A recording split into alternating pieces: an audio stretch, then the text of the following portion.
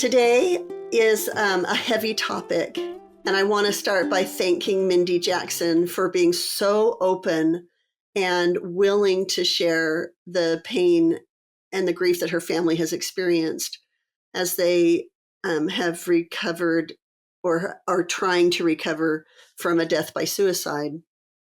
So, Mindy, would you please introduce yourself and give me a little life sketch? My name is Mindy, and I'm in the fourth decade of my existence.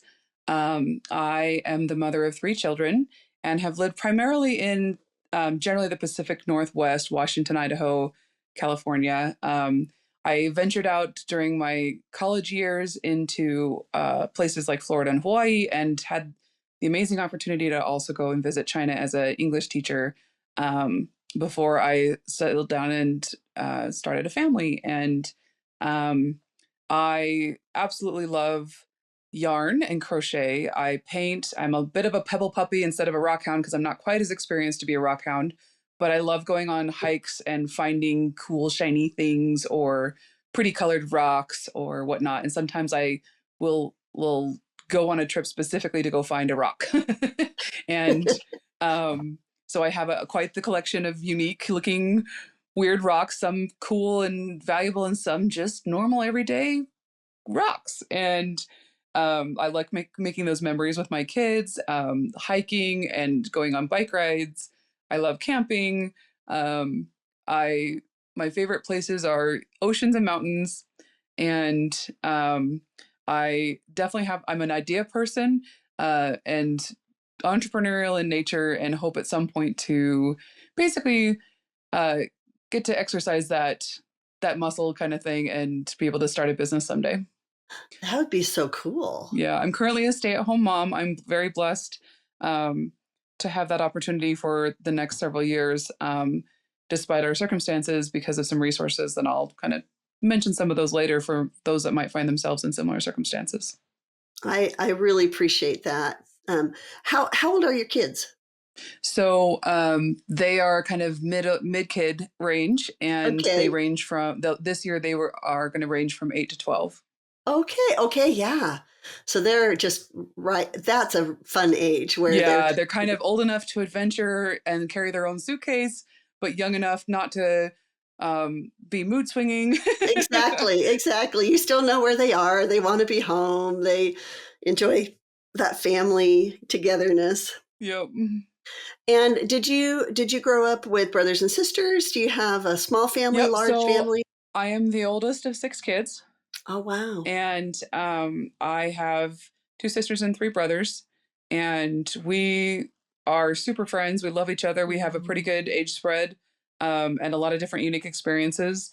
A few of my siblings are married, and a few of them are single still, and all of them are great aunts and uncles, and have Mm. really been them, along with my parents, have been a very, very foundational piece in walking forward from our loss. That is so fortunate. I appreciate you sharing that.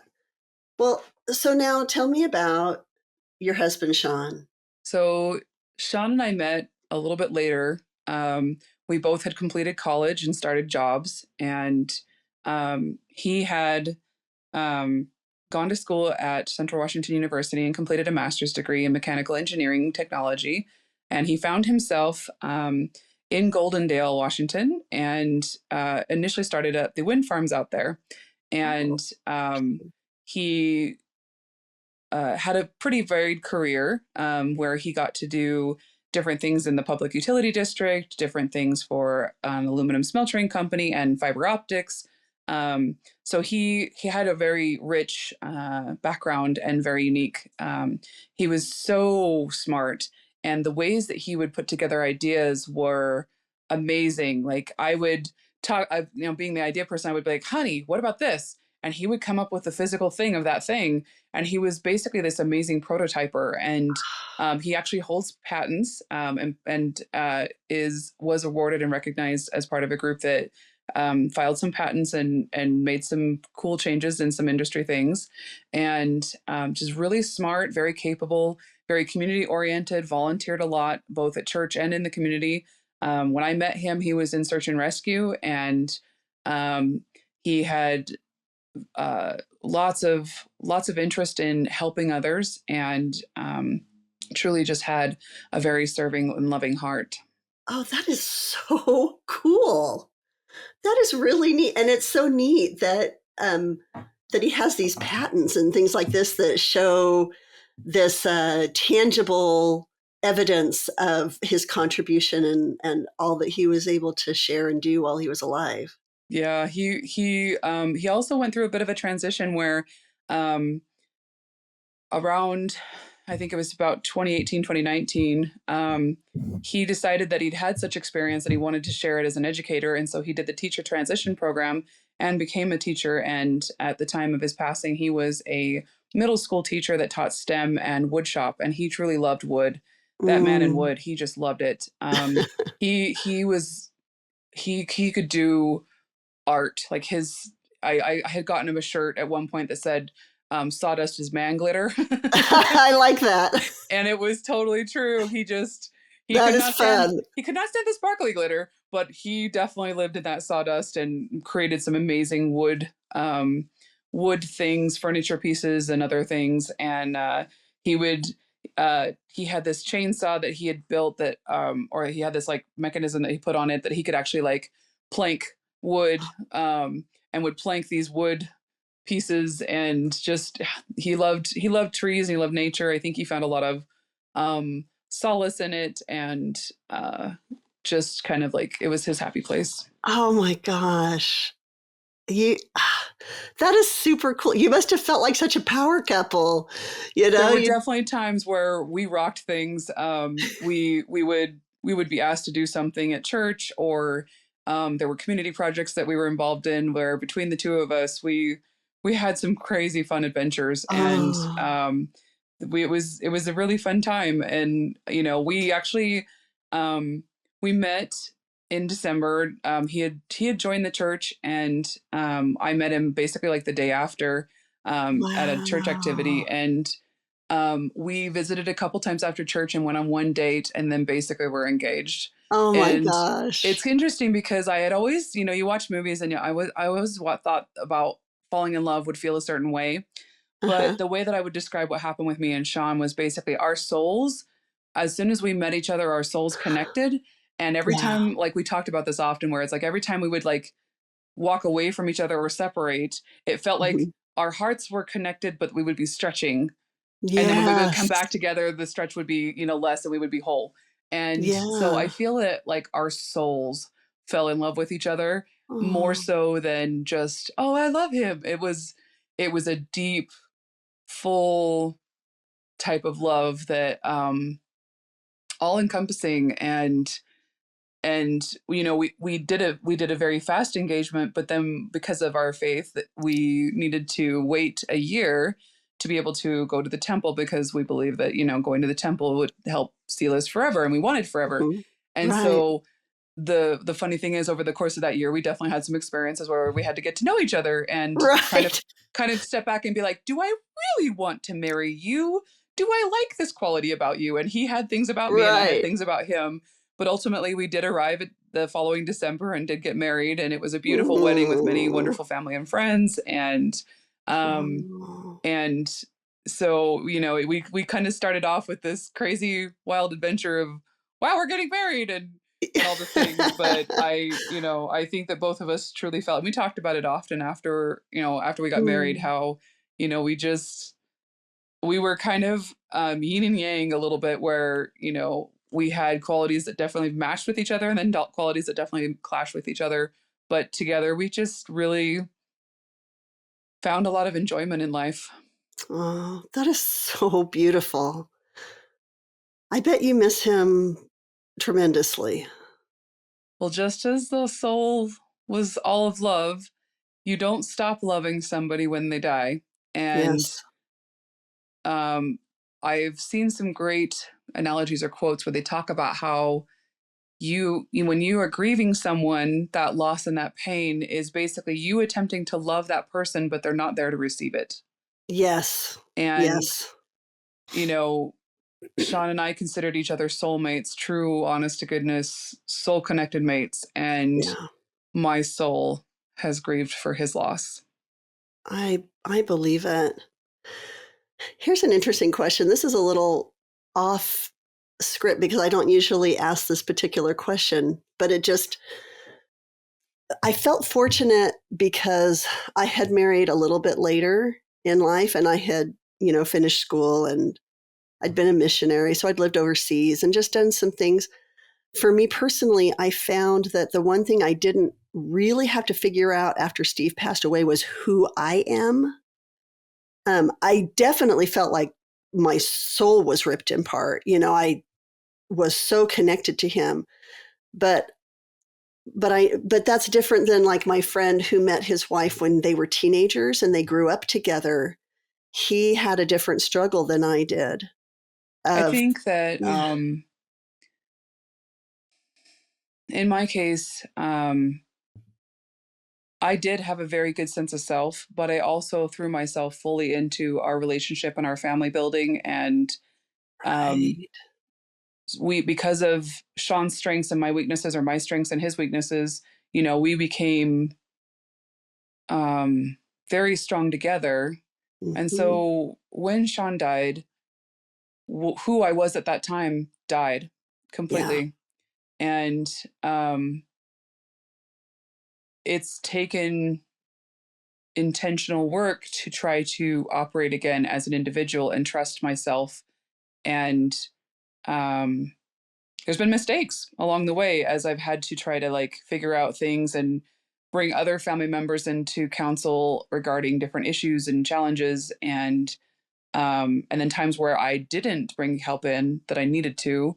Um, and I've had to basically experience what I would consider the death of who I was completely, and then coming back to life as a new person in a new reality and learning what that is. Almost like kind of, how a hospice patient, kind of experiences a closing out of life. That life ended immediately when Sean died. right. And I've had to Right. basically learn how to live again from the basics. Yes, I can really see that. I can appreciate what you're saying. And in that vein, then as people are interacting with you, they probably assume they're interacting with the person you were and not always understanding that you have changed so much. That's an adjustment as well. I'm very grateful because I have a few family and friends that have been with me for most of my life. I have a few family and friends that knew Sean and I as a couple.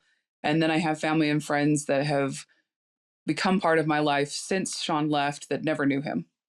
And Mm, all of them have been part of carrying me forward and part of this journey of recovery. mm, And they bring different insights. And there's also many people along the way that, because of their difference in opinions or because of how they knew me at certain points, have also been slightly harmful in what they've mm, said, or mhm. um, where they've tried to push when I've been asked to do things, or the perception is that I have healed, or I've had enough time to grieve and it's time to move on. So there's both realms of that. But I am very grateful for the people who are in my life who have known me through all the stages, because it's messy. This Yeah. experience has been fully messy in every way, to try to kind of deal with what's happened. I appreciate that, and I appreciate that perspective a lot. So, how long has it been for you? When did Sean pass away? So we just passed 3 years. Um, his life ended in January, and we had an appointment for my son. At the time, we were living in Omak, Washington, and we we're planning as a family to go to Spokane for some medical care for my son. And we got closer to the weekend, and as he kind of often did, he said, "Oh, well, I have some things I really haven't had time to do at school, and I need to catch up on things and prepare for some lessons and stuff. And so I'll stay back this weekend, and you can just go ahead and take the kids," because I was going to meet with my uncle and brother. Um, and he also had a couple projects lined up to help some people with house repairs and kind of handyman work. And, you know, and this is not something that was completely out of the ordinary. It happened semi regularly that, he felt the need to catch up on work, or Mm-hmm. sometimes he also needed a little bit of space Yeah. to kind of Yeah. just be like the moment to breathe without kids and wife, Yeah. because it's a lot when you're a parent and you have young kids and you're carrying a career and you're, Right. you know, it's busy, and he was very community and service oriented. So I feel like sometimes he just kind of was like, I just need a minute. Right. And so there So wasn't that any was your really like, assumption. Okay, I'm going to take our kids and I'm going to go to Spokane and do this yep. medical appointment. And So there wasn't any specific conversations or red flags or warnings or anything that I could point to in as I was living the experience. mm-hmm. There's things that since the event happened, that I have looked back and gone, oh, Right. oh, this happened. He said this. Um, he he hinted at something there, but Right. it wasn't strong enough to even realize that there was any danger. Right. And so, And I think that's an important piece, right? yeah, because the nature of Sean's passing is very complex, because suicide is a very nuanced issue, and it's definitely linked to mental health struggles and trauma or really unbearable emotional pain. Mm-hmm. It's not just about like mental or moral weakness. It's not something that, sometimes there are signs and people talk frequently about it, or you can see medical diagnoses, or you can, there's times where it can be obvious, but there's often times, and I would say my case is such a case, where suicidal thoughts can be very intensely private and very Mm-hmm. hidden. Mm-hmm. Because following Sean's passing, as a wife, I respected he journaled, and as a wife, I respected his space of that area, and I never treaded that space. And after he passed, as I was writing his obituary, I decided to maybe look into his journals to see if there was a memory I could share, or a favorite scripture or something. And what I found there was a long struggle. And it Mm-hmm. wasn't always a struggle, but there was Right. definitely multiple times where he expressed um, deep struggle. And he found resources in his faith, he found resources in community, he found resources in friendships, and in our home, in our relationship. And he kind of talked about that.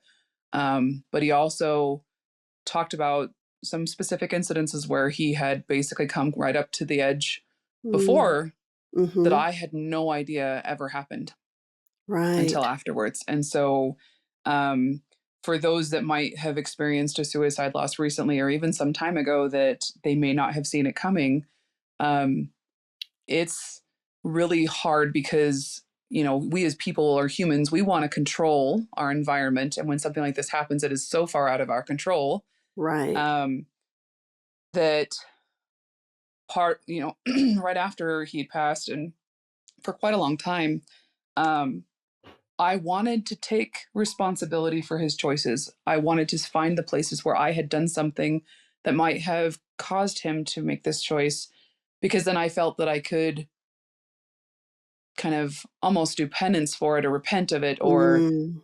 fix it through my mistakes and what I could control, Mhm. even though he was gone. And what I ultimately have found in this process was that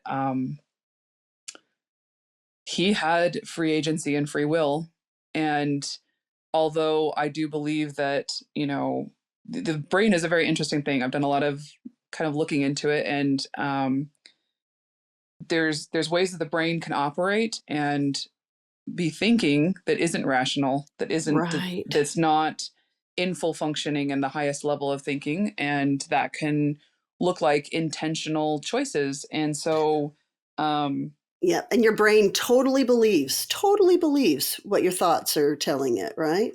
yep. And there's a lot of research and studies, and there's a lot of books and resources. And what some of the main things that I've discovered, or kind of didn't, I kind of knew about from, school and growing up and different ins and outs, but I never really like studied it until after Sean had passed. And um, he basically, you have your survival part of your brain, which is kind of like your brain stem, and then you have your amygdala, which is kind of, and I'm hoping I'm using the right words, but you have your Mhm. amygdala, or the section that basically helps with fight, flight, freeze, or fawn.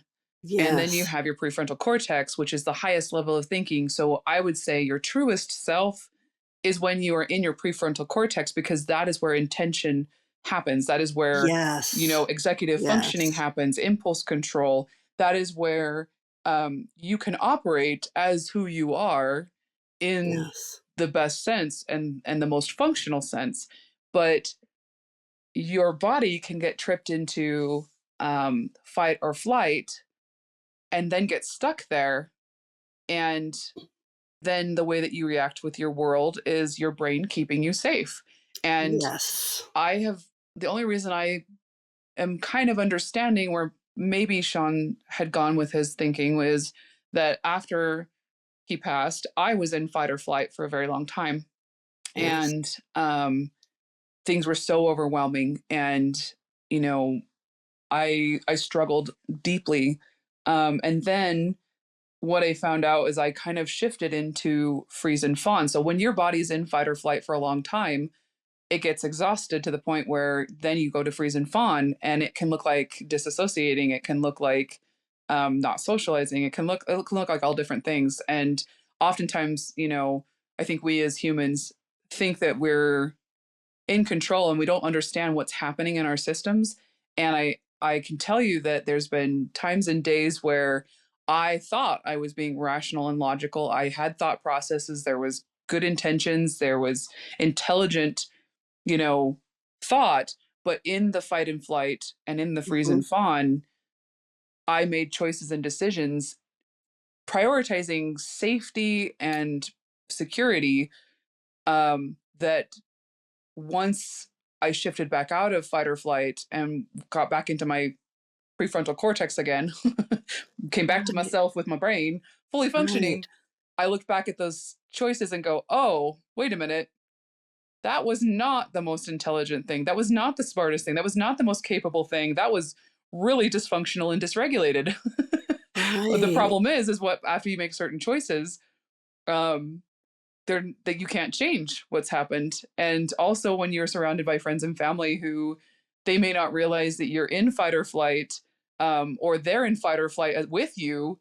There's a lot of unique experiences of trying to understand things. And like, for example, there was one time where, following Sean's passing, we moved in with my parents about 3 months after he passed, because the shock was so Mhm. strong that my body and myself was just, I was fully dysregulated, and I couldn't hardly stand, like physically get out of bed and stand against the weight of Right. gravity. It was Right. so heavy and exhausting, just the Right. act of standing, that Right. I couldn't get up to make meals. I couldn't get up to do laundry. I couldn't get up to do most things. And it took consistent effort, and time to gain strength back to be able to even just stand for any amount of time. And then I would move to an upright position and then sit. And it took a while to learn how to sit. And like, Right. it literally was, if you can imagine that, a train wreck has happened and you were in front of that train wreck, Right. Um, every injury that would happen in that case happened, but it's interesting because as you deal with grief or mental health issues, it's not visible in the same way as an actual injury. So people sometimes have a hard time seeing how severely injured you are. Um, Right. and there's perceptions of capability and also control of your brain and thoughts that they're like, oh well, just muscle through it. Just I've had folks that were like, well, you've got the kids to live for. You've got them, and it's like, Mhm. yeah, but I also felt so guilty as a mom because there were times where no matter what I wanted to do in my brain, my body was not following. And Right. and there was this one time where, my mom had asked me to do the dishes, and this is several months after Sean had passed. My mom asked me to do the dishes, and I went to go try to do the dishes, and I touched the water, and it was like, I can't even describe the pain that rippled through my body of just touching the water and trying to activate my brain to be able to scrub the dishes. And my body flushed with overwhelm, and my brain was like, it shut off. And I was frustrated, and I started yelling, and I started crying, and it was Right. just the dishes. Well, if that's what it really was about, Well, right? and But in that that was moment, I will right. say in that moment, it was the dishes. But the thing is that I was so like like everything. Like I remember the first time after Sean died, I was trying to make a meal, and I pulled peas out of the fridge, and they were open, and I dropped them, and it was Oh, so devastating because right. I literally couldn't handle Yeah. the thought of The bending over to clean them up because I was trying so hard just to stand. And I think that's the thing that right. when you experience or if you see somebody who is dealing with grief of any kind, there is a physical component to it that Mhm. um, that I don't think is known as well as it needs to be about what Yeah. happens when your body reacts to the grief as much as your brain. Yeah. I absolutely agree. And we don't have a lot of good rituals like that in our culture or our um so a lot of our you know groupings.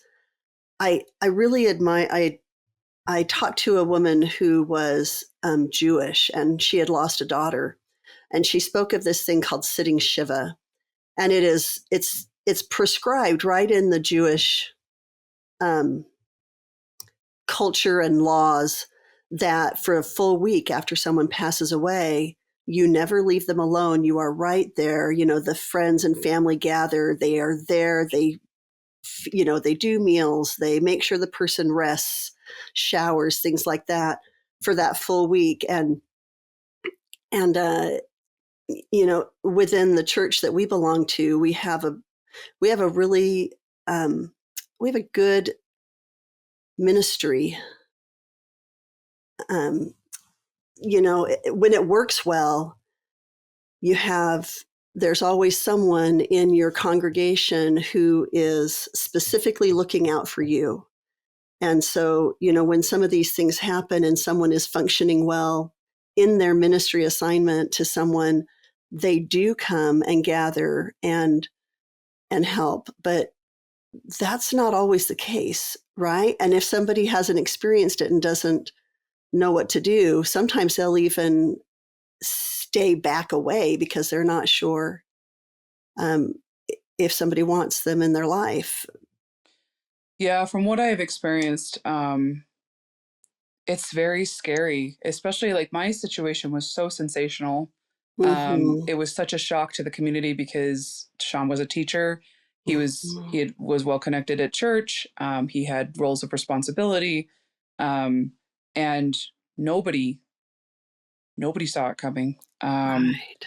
We left for the weekend, and then we had left on a Saturday, and I went to call him that night, and um, we usually said family prayer every night. It didn't matter if we were arguing or not arguing. It didn't matter if we were gone away or together. We would pray as a family. And I went to call him that night, and he didn't answer. And I knew he was going to be busy. So, you know, it didn't spark an initial major fear. It just was like, oh, huh. Yeah. Um, and then, the next day was Sunday, and Sean often left his phone home because he would immerse himself in the experience of church, and then he would usually volunteer after church. He would go minister to those that couldn't make it to church, or go give blessings, or spend time ministering to his folks. And so, I would call or leave a message, and I would be like, "Oh, hey, what are your plans?" And kind of ask. I would text him to kind of prompt him to respond, like a question or Right. something, Right. and just kind of, you know, as the day continued, I was kind of like, this is starting to feel A a little little off. different. And I Yeah. was a bit concerned. And so um, I reached out to a neighbor and was like, oh, hey, Sean's by himself this weekend. And just, maybe would you mind reaching out to him so it doesn't, have to spend the whole weekend alone? And they walked over to the house, and the truck was there. The lights were on. Nothing looked disturbed. And so, I was like, okay, well, there's not much more we could do because the doors were locked and I was still out of Mm, town. And so the appointment we were supposed to attend was supposed to be that Monday morning. And mm, overnight, my kids were dealing with some illnesses, some fevers, and things like that. And so I was mm. like, okay. And it was still in the era of COVID, because it was 2022. And so I called the next morning, and I basically, by then I hadn't heard from Sean for enough time that I was kind of like, okay, well, even if his phone was not charged, even if he'd left it home from church, even if he'd gone out, normally by now he would have texted or called. So I was Right. kind of like, it wasn't feeling comfortable anymore. And then that morning, my neighbor had gone back and she'd walked around and the truck was still there. It was actually a holiday. Um, and there wasn't school in session. So, S- and Sean, in his college years, he'd gone off on a bike ride up to the mountains to take a picture at sunrise. And, Right. So you have all it's these not, these reasons in your mind that yeah, everything should be fine. yeah. And it was kind of riding this dual train where part of me was kind of starting to go, this is really not feeling okay. And part of me was like, Right. these are all the reasons why we'd be fine and you're overreacting and you don't need to call for help and it's okay. Right. Um, because I thought I was overreacting. And so then my neighbor called me and she went and she looked around and she said that it's not, I don't see anything. And it was really interesting because she actually, in the home that we were living in at the time, it had a main house and then it had like a horse barn with a tack room. Mm-hmm. And that's where we kept Mm-hmm. like our bikes and camping gear and all that kind of stuff. And um, that's where Sean had ended his life. And Oh, he, my neighbor had walked right up to the window and hadn't seen anything. mm, It didn't, there was nothing that was obvious. mhm, And so she had called me and said, the truck is still here, the lights are still on. And one of the things that she said to me that was my first kind of like major alarm bell was that um, the curtains were still open. mm, That was kind of the something's wrong mm, because we always close the curtains every night. mm. And if he had been home or functional, Yeah. um, he would have closed the curtains when she had gone by that morning to try to see if she could say hi to him. And at that point, um, I was I was significantly concerned, and so I canceled the appointment, loaded up my kids, and um, drove back to Omak as quickly as I could safely, semi reasonably go. That would and have been a long drive. it was 3 hours of wondering, and I Oh, called my family in the meantime and kind of said, I haven't heard from Sean. I'm concerned. Please keep us in your prayers. Um, and I did call my father-in-law and mother-in-law, and I was like, have you heard from Sean? And they were like, no, we talked to him like Friday night. And so mm, nobody had heard from Sean since Saturday evening or Saturday afternoon. Um, and so I arrived home, and fortunately we had a van with a little video player in, and there was about 15-20 minutes left on the show. And oftentimes when we arrived home from a trip, the kids would ask to continue the video. And so when we pulled in, the kids were like, "Oh, Mom, can you just leave it on? We want to finish the video." And I was like, "Oh, sure. You Yeah. go ahead and just stay right here and watch that video." And so I went in and opened the door and started searching immediately, because I didn't know. I didn't know if Tyler, if Sean had gotten up on a ladder to try to fix something and Sure. fallen. I didn't know, Sure. like, out of view of anyone. I didn't know, like, every But at this scenario point, that you you could know you're imagine. not going to see something good because it's just been too long since you've had contact. Well, and I didn't know what to expect. I didn't know if he'd gone off camping. I didn't know. I didn't Right. know. And Right. so my brain was literally going through every scenario. But one of the first things that hit me was we had gone sledding on Sunday, Saturday morning, and I had put our snowsuits into the washer. And Sean was very meticulous, about caring for items in our Mm. home. And Mhm. I had, on the way out of town, as we were getting ready to leave, I had put the laundry in and asked him to rotate it. Well, I walked into the room and there was that wet smell of not Right. rotated laundry that was pretty strong. And then the second thing that happened was, or that I noticed, was Sean had been smoking fish and there was dishes in the sink, and Mm. he does not do that thing. After Right. 10 years of living with him, he does not do that thing. And Right. so as I started to look around, I was trying to eliminate possibilities. And Sean did own, a few rifles that he would do like sport shooting with. And once in a while he would go hunting. And so I went to check where I knew the rifles were, and it seemed that they were there. And so I went to check and see if he'd fallen in the tub or the shower, and nothing there. I looked for any notes or any signs of anything. I went upstairs and downstairs, and I was running as fast as I could because I knew that eventually the kids would walk in, and I didn't know if Sean was injured badly or something had Right. happened, or if he had And done they were little. something. You didn't want them to have that visual in their minds. Yeah, and so as after I cleared the house, basically I had gone through it twice, in every corner. uh the kids started to meander in because the video had ended, and so then I started to kind of look around the house, and there was some snow and like tracks and footprints. And so I was trying to figure out, if any of them, like maybe he had gone to fix the fence and fallen and gotten hypothermia. Like every scenario Right. was Right. running through my Yeah. brain. And so I went out and I looked in the field, and I went around into the horse tack barn, and then I cycled back to that tack room, and I was looking to see if maybe he had taken his bike, because my neighbor had mentioned that she thought that she saw his bike in the through the window. And so I went to the window, and I saw a bike, but it was my son's bike. And so I Mm. thought, oh, he's out on a bike ride somewhere. And I felt relief Mm. because I couldn't see his bike. And I was like, oh, she must have thought that this was Sean's bike because it kind of similar colors and shapes and Right. sizes and whatever. And so I was like, oh, you know, he's probably out on a bike ride, and it was decent enough weather that, like, the night before, the neighbors that said, he might be out for a walk because it's such a nice night, and that was normal too. So, you know, there was that sense of, oh yeah, okay, he's gone on a bike ride. Right. It's just he's Right. just and and that's got to be it. And then I paused for another second. I was like, I probably should look inside just to make sure, because I can't really. It was dingy and dark, and I couldn't really see. And so I was like, nah, I'll look inside. And that is when I found Sean.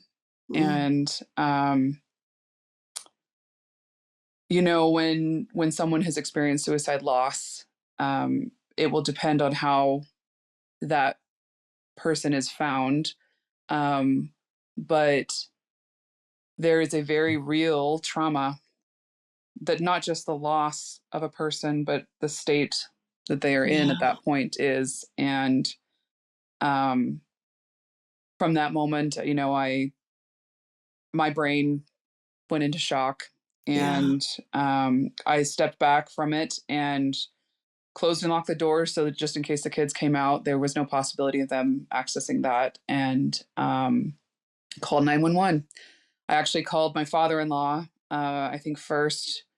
Mm. I can't remember who I called first. I called a couple of family members. I called, I believe, my sister, and asked her to share everything with the family and said that he was gone, and then got off the phone, called my father-in-law and told him that Sean was gone, and then called 911. Because I knew that, like, I just, somewhere in my brain, it was like, after I called 911, I knew that there would just be this busyness that I didn't know if I would have time or resources to Right. call my family. And from where we were, I could hear the alarms go off in the city, and I could see all of the emergency vehicles one after another. There was so many come down the road all together, and lights flashing, sirens going off, and they pulled up. And it's interesting because, in the moment it felt like I was talking normally, but it Mm-hmm. was kind of like separating from myself, because I could hear myself talking with the person on the 911 call, and I was not speaking rationally. Right.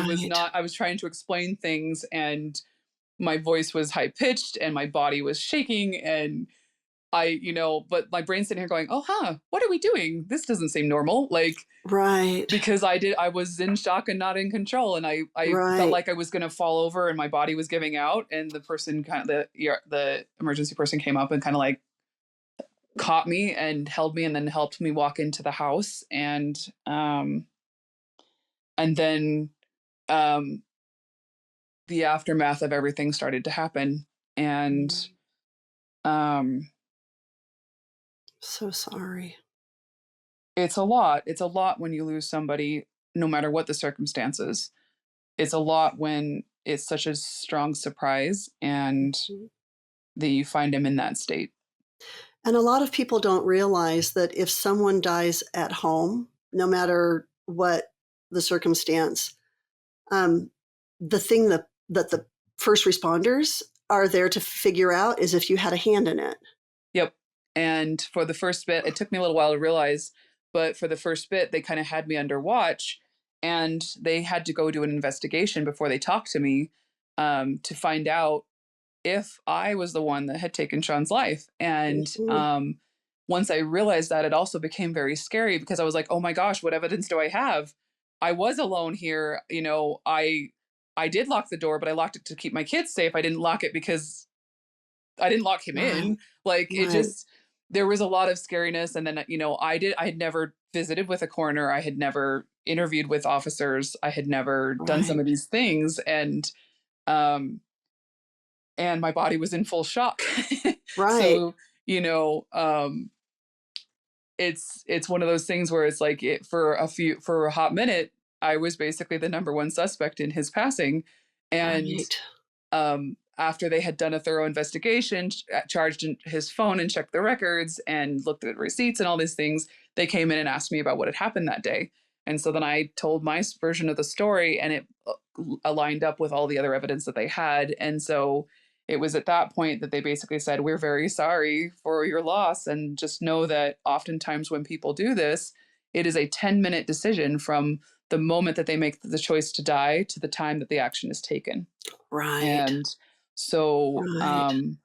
that is something to just be aware of. Is, it's a lot of people have loved Sean, through his choice, and some people have become angry, or frustrated, myself included. There is Yeah. times where I have been very angry with him. I have felt abandoned, and I have felt, um, so much sorrow, so much pain, and then trying to carry our family and help my children through their pain. It's unbearable. There's times where the pain has been so much, and it's hard to describe how intense it can be. Um, and the fact that even 3 years from now, there are things that will trigger the grief. I might be in the grocery Mhm. store, and the song that I had chosen that I thought was a beautiful song for his funeral pops on the radio, because it's also a popular and normal song. And Right. I am sent right back. And, Right. it can be something as simple as trying to plan a dinner and thinking about, a meal that we love together, or Mhm. whatever. It gets triggered very, very easily. And it's just, it's so much pain. Um, but then there's also that loss, and it's very difficult, especially I think in suicide, because um, when you have the loss of someone who is, has had age, then they've been able to live enough life. When you have illness, it was something out of their control, and sometimes you Right. have time to say goodbye. Right. When it's an accident, you might be able to be angry at either the person that caused the accident or nature for the circumstances surrounding the accident. But when it's suicide, the person who ended their life is the same as the one you love. So, Mhm. if sometimes, I have felt that basically it's like, and I've talked with several counselors about this, where, suicide is interesting because you basically witness a murder, but there isn't, the person who was murdered was also the person The that victim. that committed the violence. And Yeah. I thought Yeah. about that, and I've going back to our kind of earlier conversation. I think that when in Sean's case, kind of giving personification to his mental illness, Mhm. he you know is kind of what I am angry at, is the mental illness Right. rather than him as a person, because it's harmful, it has been harmful to try to love and grieve the man that I knew and loved, and then to hate him for his choice. And I've gone through, and I don't think that he was in his right mind. I don't think that um, he was rationally thinking. I don't think that, there's a lot of things where it's like, this was not him just waking up one day and saying, hey, today I want to die. Right. And I really do feel that in the majority, if not all, of the suicide cases that you might ever come across, because I've done a lot of research into this, I don't think anyone ever truly just takes their life without a cultural influence, long mental illness, pain from physical illness, Right. cultural circumstances, social pressures. Most every single incident that you can imagine that involves suicide is something that, again, that person might be shifting into fight and flight, or into they Right. call it the reptilian brain, that's your Yes. survival brain. Yes. And what they're experiencing is so painful that the body's safety solution is to end the pain by ending existence. So Right. it's something that I feel like so many people don't really understand. Not even me. It's taken a long time to kind of work very intensively through counseling to research resources and connect with, um, you know, data about this Yes. this this thing. And I really do feel that, and I've since Sean has passed, numerous family and friends have experienced other suicide loss. Mhm. And um,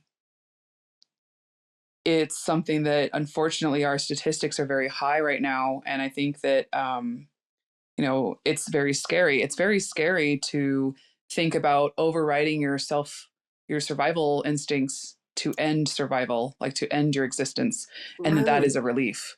And Right. I think that's one of the things where it's like, most individuals that walk that path, you just have to remember that they're in such an undescribable, incredible pain. However, if you're somebody dealing with suicide ideation as a survivor of suicide loss, I would scream into the world that the pain that happens to those around you,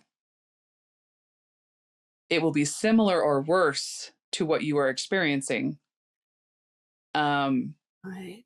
because it ripples out. It affects everybody who is part of your life, and magnifies. And the thing is that once that damage is done because of that loss, it will be carried with those individuals for the rest of their existence.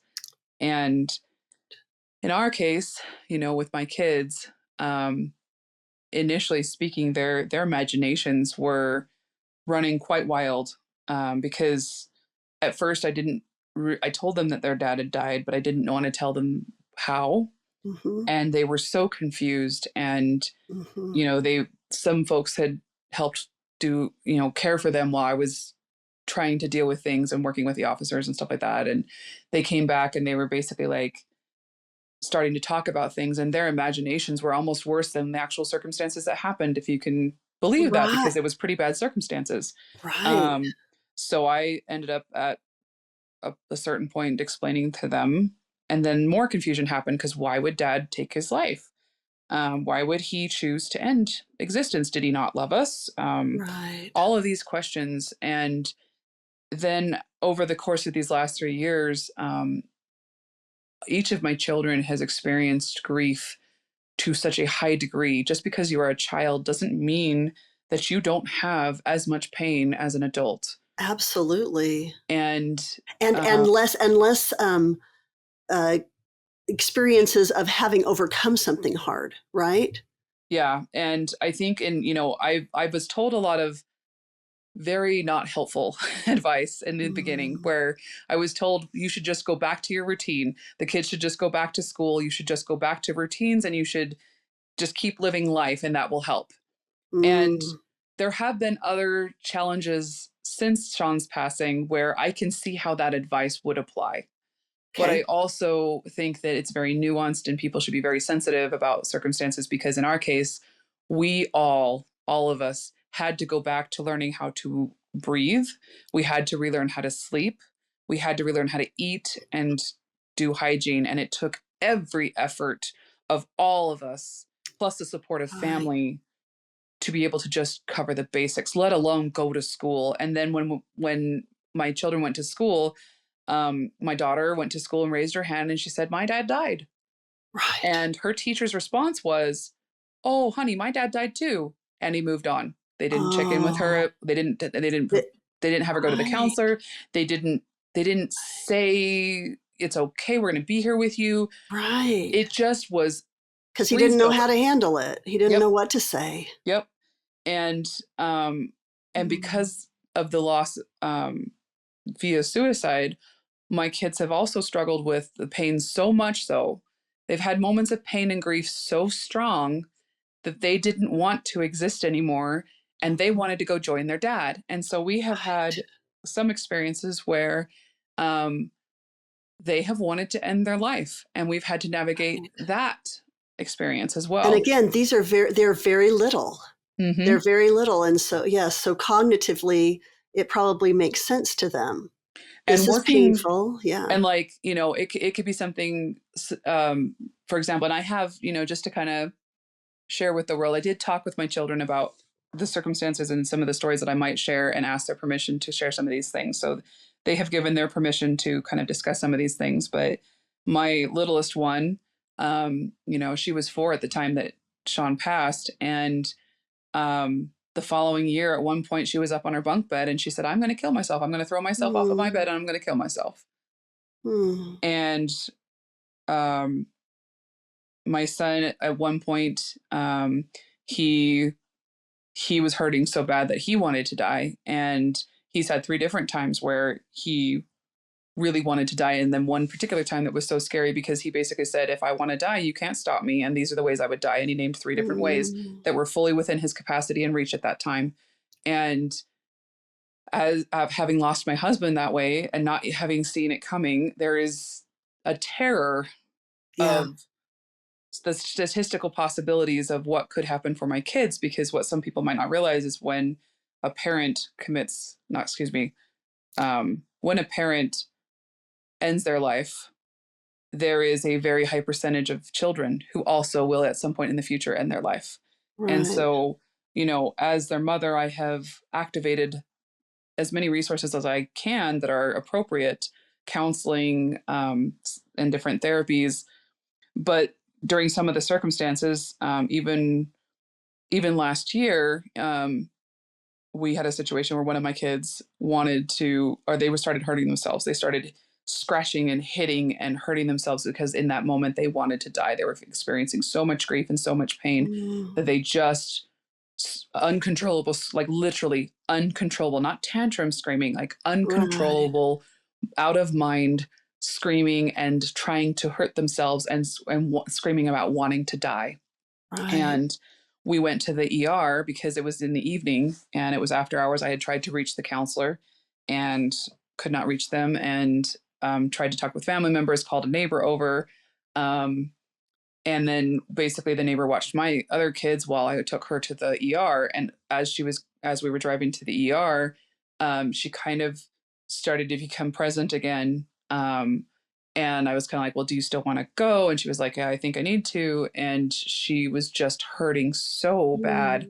We get to the ER, and um, we walk in, and I explain the situation, and they bring us back, and then they kind of have her set in the bed, and they gave her a popsicle and put on Bluey, and she was able to kind of calm down and transition. And at that point, they kind of turned and looked at me because of the age of my daughter, and they kind of shifted focus to me being an overreactive parent, or somebody who has Mm. experienced trauma that might be perceiving something wrong. Mm. And it became an evaluation of my mental health more so than Mm. support of hers. And after they determined that I was in rational mind and trying to make the best decisions, because the thing is that most medical providers will recommend that if you have somebody who is dealing with suicide ideation, if they are either harming themselves, or um, if they are speaking of harming themselves, that you would take them to the ER. But for children under 12, um, they may not have the resources at your local ER. And if they do, and if your child is continuing to harm themselves and is not able to be de escalated um, or supported, then rather than admitting them at the hospital, they would be transported. And in our case, it would be transported 3 to 4 hours away. A parent would need to go with them. And so I would have had to arrange other care longer term. And then leave the other children who are also traumatized, but maybe not escalated to the point that the other child Exactly. is. Yeah. And so, and this has happened where, during one occasion with another child, I ended up calling the suicide hotline, Mm-hmm. which is, I believe, 988. If anybody ever is struggling, you can, there's a national suicide lifeline where you can call 1-800-273-TALK. Or if you don't feel like you can talk, you can text the word home to 741-741. And there is somebody there ready to answer. Mm-hmm. However, in the case of my kids with this particular child, once I got the person on the phone and it was a volunteer, because they have trained volunteers who are there to help and there to listen to you. But in the case of my child that was struggling on that particular moment, when I called the hotline, they refused to talk to the person. And even when I put the person on the speaker, Oh. the person on the speaker didn't have any um, resources. They didn't have any questions or couldn't engage with that Right. child, Right. because that child was so closed into that experience of pain Right. that there was no way that they could figure out how to reach out. And so we got stuck in a situation where we ended up calling a different person to come physically into our home that I was hoping would have enough experience to help us navigate that situation. But again, they kind of turned and looked at me and were like, are you okay? And Right. there's a perception that children aren't going to be able to or choose to end their life. And so I just want to Mm. tenderly caution parents to be aware of their kids and to support them and take it seriously if they Yes. talk about something.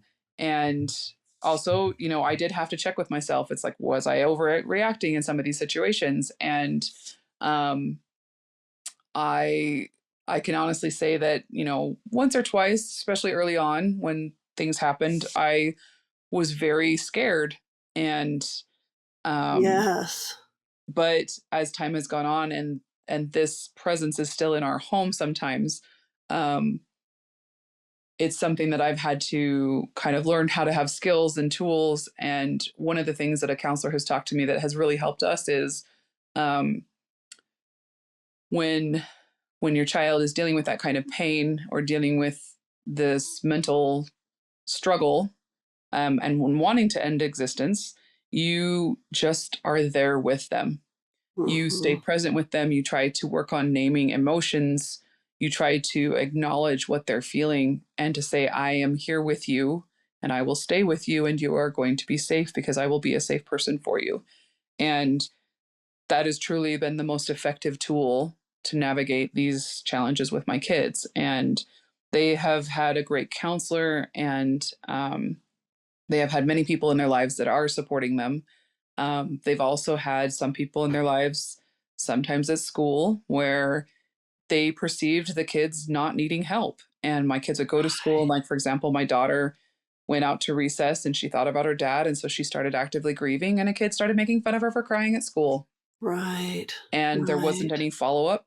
There wasn't Right. any, when it came to my attention and I contacted the school, there wasn't any action taken. It was just like, oh, well, the kids seem fine. They seem happy. They're playing. It's no problem. I think it's your perceptions of things. You need to go get some help. So So really, it sounds like what you're saying is, in the case, in the case of of a of a traumatic death, particularly in the case of a suicide, we, those of us around, need to really, really be more compassionate, more patient, more aware, and allow that nurturing to be more present. Is that what you're saying? yeah, and I think that that's one of the big things where, when a lot of people have said that I am so brave and so strong, and I've had conversations with other widows or other suicide loss survivors, and the thing that people don't realize if it's not touched your lives is that it is not a choice. Right. You do not have a choice of whether or not to continue. Like, you do have a choice to continue existing, and Right. for those that have lost someone to suicide, they are at risk for suicide. I think because of my situation, because of the pain I have felt and the ripple effect, and watching my children and supporting my children, I can't allow that possibility in my own situation, Hmm. um, because I would not want to ripple forward the pain that I have felt. Right. And so that is kind of a saving grace, I think. But, you know, really truly recognizing that physiological piece of things where it has been 3 years, and I have worked on my eating. I have worked on my physical fitness. I have worked Hmm. on my mental health and counseled regularly. I have sought inspirational quotes. I listened to good music.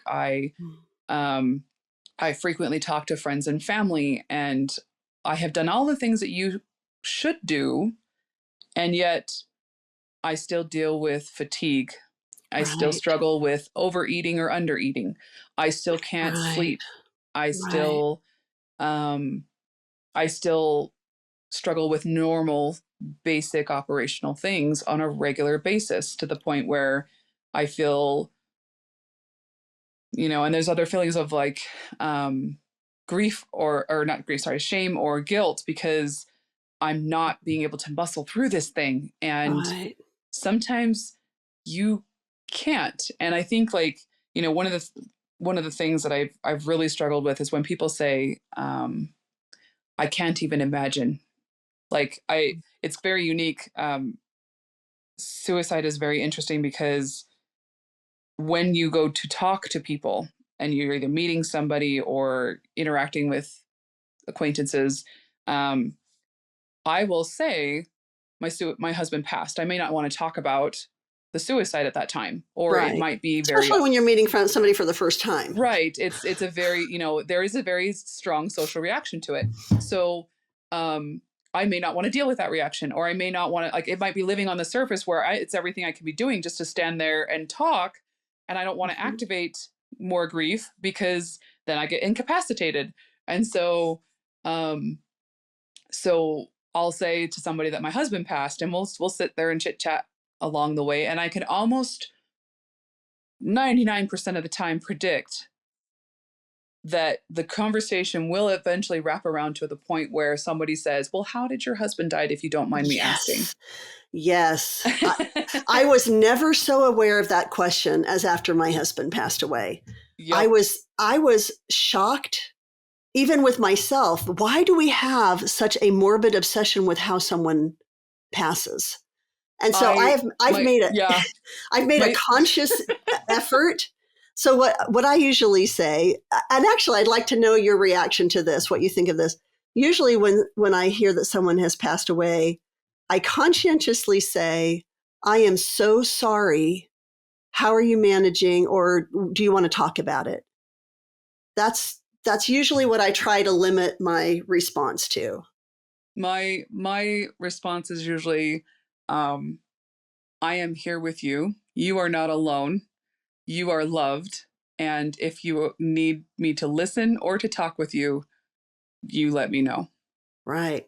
And um, it's difficult because once I talk about suicide, there are times where I was going to get my hair cut, and it was here in town, and um, I had never met this stylist, and it was just a quick, sports clip cut.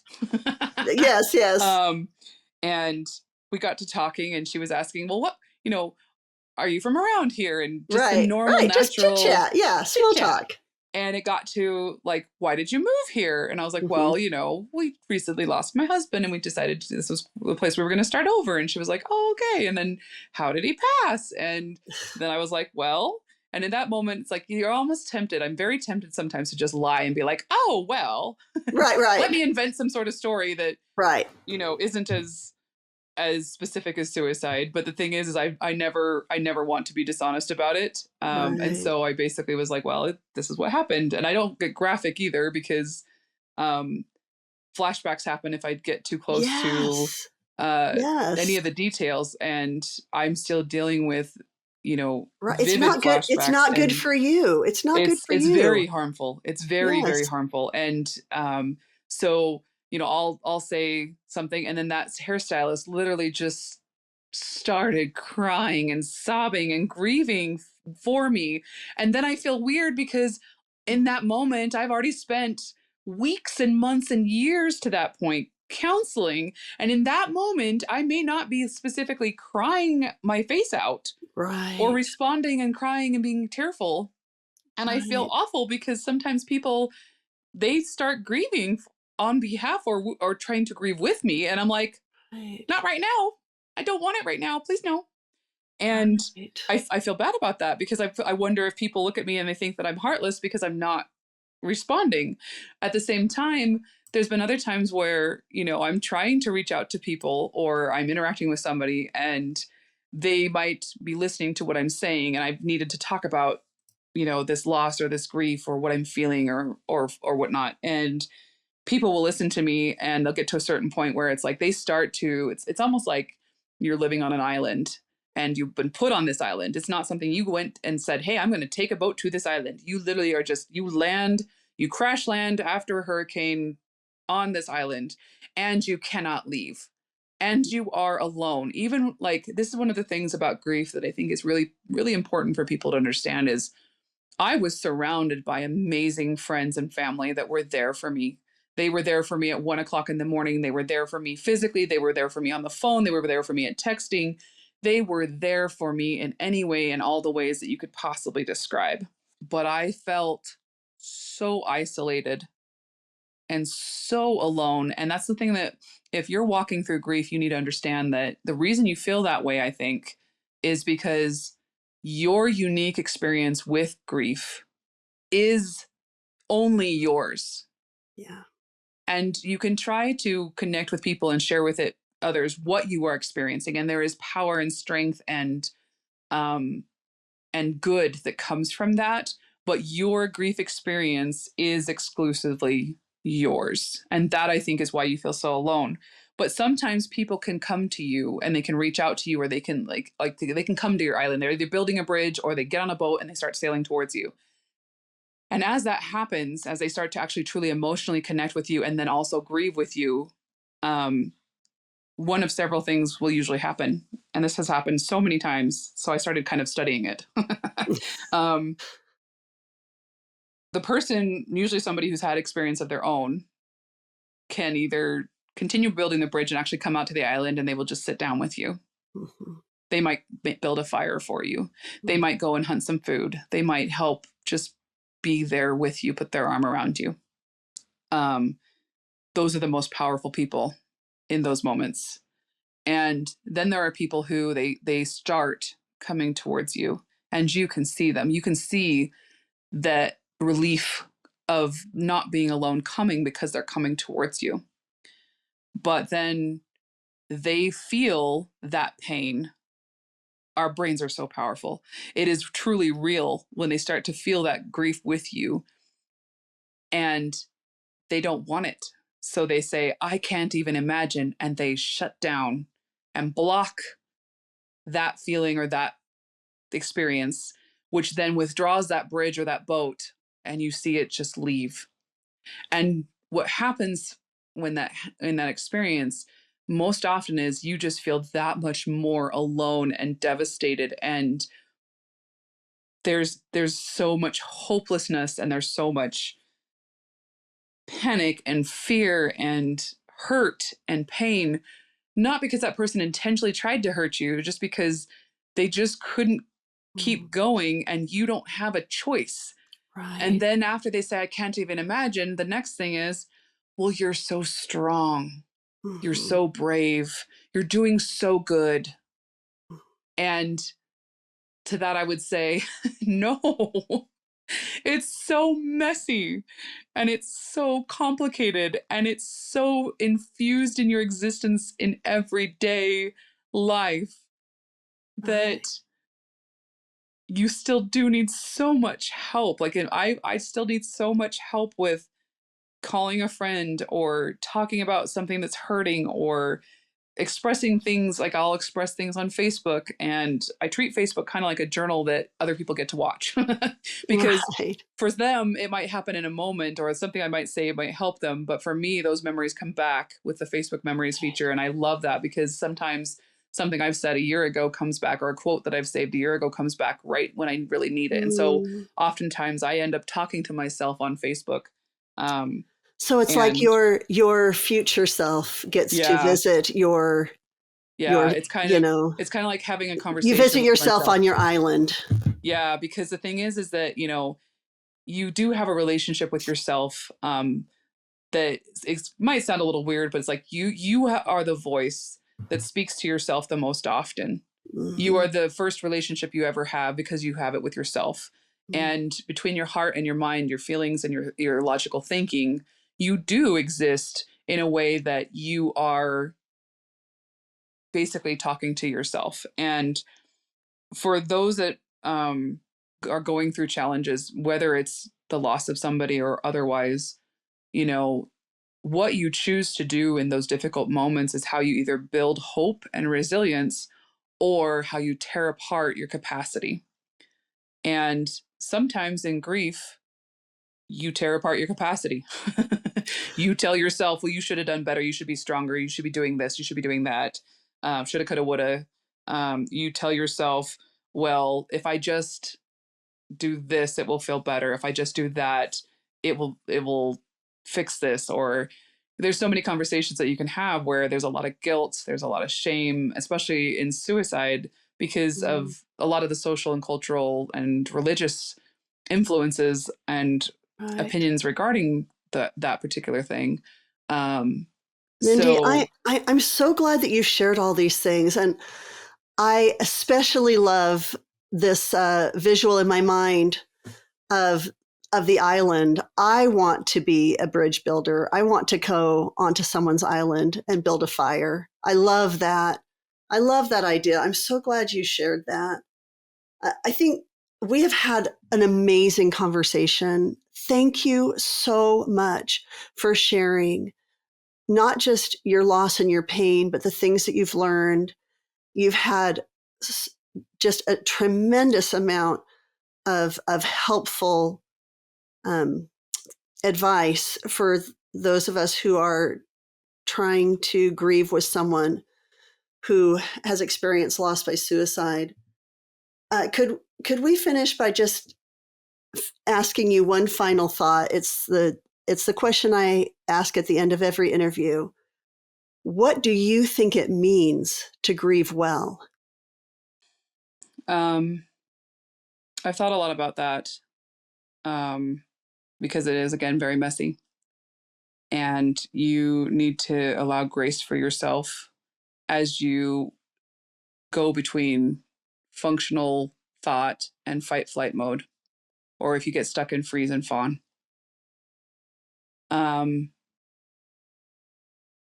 Grieving well, I think, looks like taking the time to remember your loved one at the times that you can, and also blocking it when you need to. Mhm.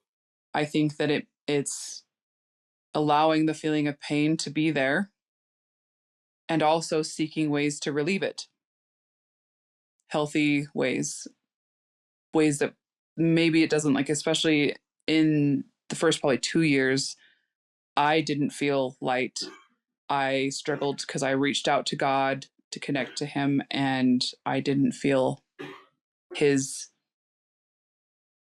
light, his influence. I felt also abandoned. And at the same time, there's been, I think the one thing for me has been the hope that there is a God, or the hope that there is a possibility of happiness again. And there's been times where people have said it will get better, and I hate them because in this extended time of pain and sorrow and hurt that is indescribable, it does not feel like it will get better. It does not. And even when it does get feeling better, there's so many setbacks. There's times where I have had an experience where I tipped into genuine happiness, but then it gets tinged. Right. And so I would say that um, grieving well is keeping yourself safe and honoring the journey. Mm. And to those that might not have taken the time to think about the possibility of death, um, please take the opportunity to write a will and register at the recorder's office. Please take the opportunity to establish life insurance, especially if you're a spouse or you have children. Please take the opportunity to talk about what you would want to happen to your body, where you would want to be buried, what kind of burial, what even you want to wear. Please take the time to make these things known, even though death is scary.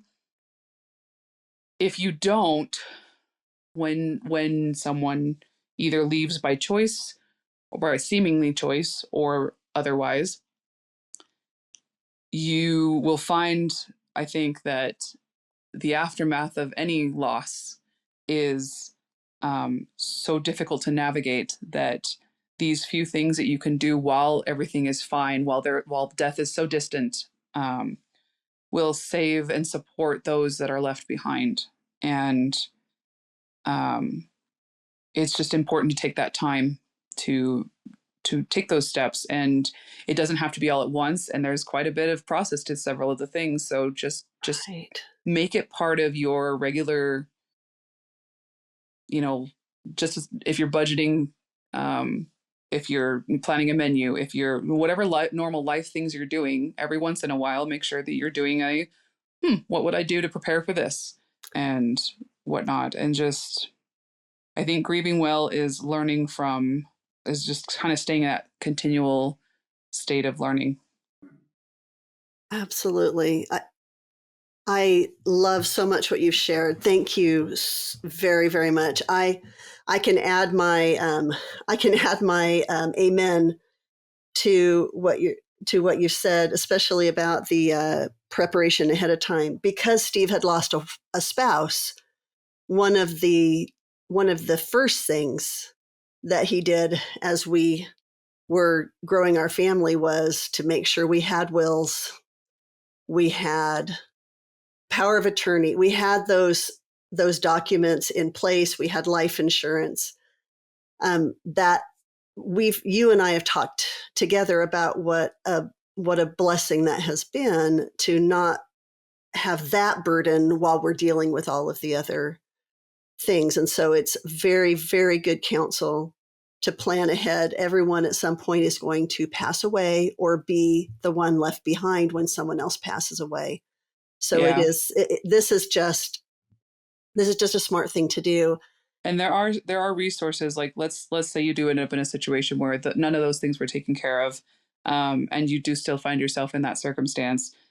For those that are the spouse or the provider left over, if you have children, there are resources you can file for support via Social Security. Yes. There are a lot of places to reach out. You can go to, when you visit with your main provider, they can connect you with community resources. Right. Your counselor can connect you. There are organizations and support programs that you can access. And it's also difficult. That's the other thing that you really need to understand is somebody who's navigating grief and loss. It is difficult to file the papers. It is difficult Yes. to search for the organizations that match. It is difficult to do the things you need to get help. And Yes. so if you're working to support somebody who is going through grief, I had somebody who I had a really, really, really bad day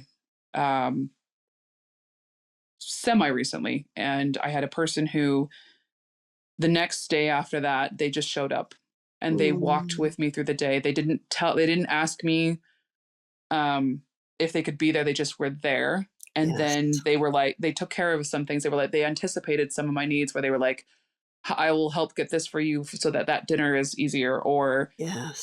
different things like that. And sometimes um, I can see how that would, for some people, they would like, kick back in the fight and flight safety mode of, I don't need your help.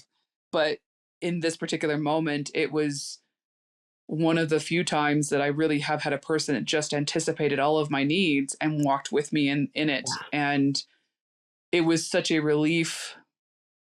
Um, so, and recently I've had a couple people reach out that, friends or family had experienced or been touched by suicide. And I would just say, that first 1 to 6 months is so hard. Mm-hmm. But even after the second and third month, most of the people, they go away. Right. And the need and the sorrow and the grief and the pain and the struggle is just getting started. I Right. recently had a conversation with my counselor, and she told me that the third year, it's when your brain is healed enough. Because when you have trauma or loss like this, your brain actually can burn the nerve endings to Right. protect you from that pain. And as they heal, you then begin processing that pain and become aware of it. And so it's this very complicated journey Right. as you mentally try to recover, as you work on positive, resilient thoughts, as you fail and pick up again and go, and just all of the different pieces.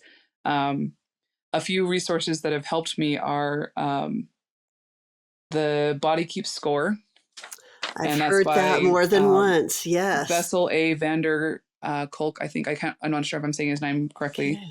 Um, there's another person who can access on YouTube. His name is Peter Levine, and he talks about trauma trapped in your body and some ways to Okay. release it, because that grief, it lives in your organs, it lives in your Yes. heart. It isn't just in your mind. And that's the thing, is when Yes. people are dealing with grief, there's a perception by a lot of people, because it's been something that people talk to me or talk at me about, where they say, oh well, just think happy thoughts.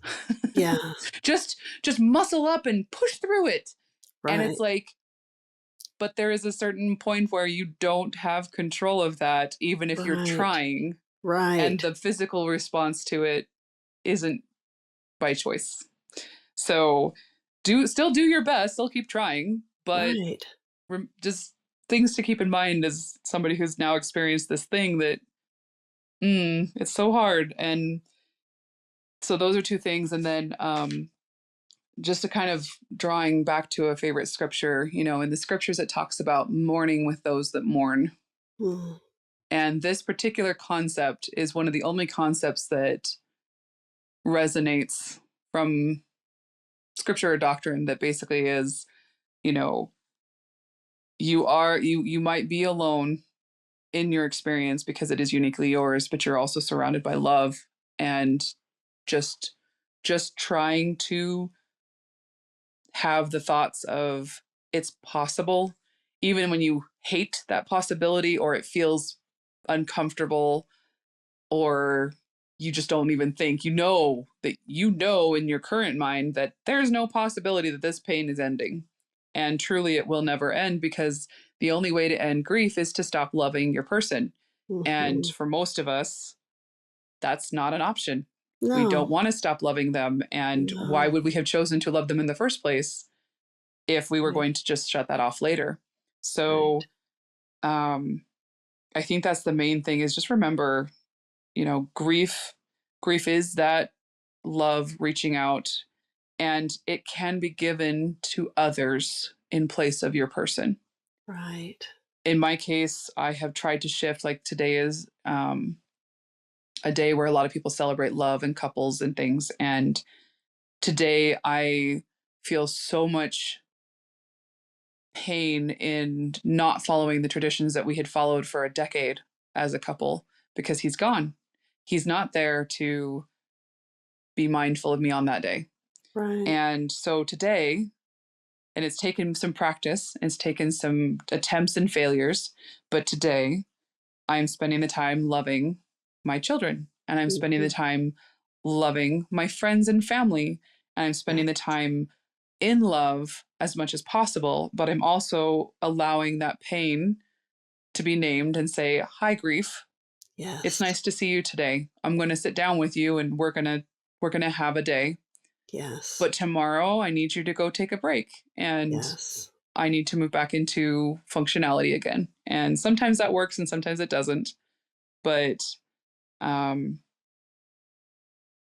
it's something, I think grief is something that everybody's going to experience at some point. If you have the capacity to love, you will experience grief. And so I can't emphasize enough so much kindness needed in the world and so much more tolerance. And I think a slowdown of the pace of that you'll exist at, because there are every reasons to be busy, but coming back to what it really means to exist. I think that's the other thing is as a grief survivor is, your body becomes, your senses become heightened. So it's like at random times I will just notice clouds and I will just see them. I think that was one of the first things that happened after Sean died is I was driving somewhere and I saw the clouds for the first time in a long time. And I was just like, oh, wow, that's beautiful. And I just looked at them for the first time because they're always there. Right. Or not, but like the sky is always there. But like, how often do we take time to see what is around us? How long do we take the time to enjoy a sensation such as warmth or cool? How long has it been since you tasted something or smelled something or just sat in what it is to exist? And then what have you done to capture your unique perspective and your unique existence and what that is to share it with others? Do you express that in writing? Do you express that in art or music? Do you express that in words? Don't keep your existence to yourself. That's the one thing where we weren't meant to live exclusively in ourselves. And so sometimes it might feel safer and sometimes it might feel better. And sometimes you need to take a break from everything. But as you experience these things, as I think probably my last thought is, make sure that you have a way of capturing your unique existence and your perception and experience in the world and sharing that with others. I love that, Mindy. And that's exactly what you've done today. Thank you so much. Thank you for this opportunity and for this chance to share.